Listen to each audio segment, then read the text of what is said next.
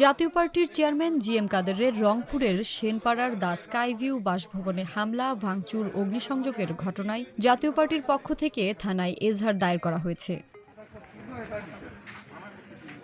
৩০ মে শুক্রবার রাত ১১টায় জাতীয় ছাত্র সমাজের কেন্দ্রীয় কমিটির সাধারণ সম্পাদক আরিফ আলী ২২ জনের নাম উল্লেখ সহ ৫০ থেকে ৬০ জন অজ্ঞাতনামাকে আসামি করে রংপুর কোতোয়ালি থানায় এজাহার জমা দেন।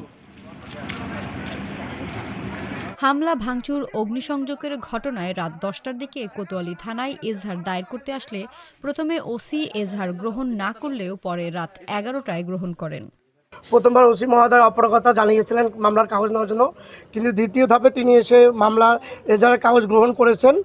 এখন দেখা যাক যে উনি আওয়ামী লীগ স্টাইলে তদন্ত করবেন না সঠিক তদন্ত করবেন, এটা আমাদের দেখার অপেক্ষায়।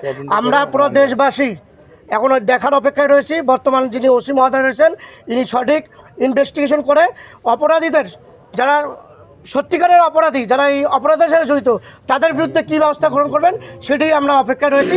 ওনার তদন্তের পরে আমরা পরবর্তী কর্মসূচি দেব। রংপুর মহানগর কোতোয়ালি থানার ভারপ্রাপ্ত কর্মকর্তা বলেন, ধাওয়া পাল্টা ধাওয়ার ঘটনায় জাতীয় পার্টির পক্ষ থেকে একটি এজাহার দায়ের করেছে।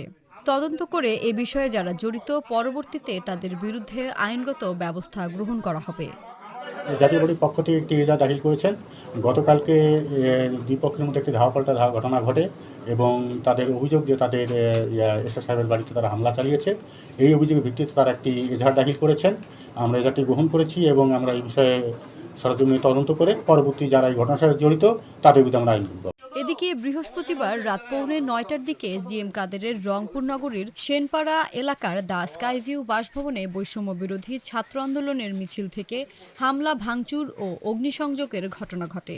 এ সময় জিএম কাদের ওই বাসায় অবস্থান করছিলেন। হামলায় হামলাকারীরা বাড়ির জানালার কাচ ভাঙচুর করে, একটি মোটরসাইকেলে আগুন ধরিয়ে দেয় এবং আরও 3টি মোটরসাইকেলও ভাঙচুর করে।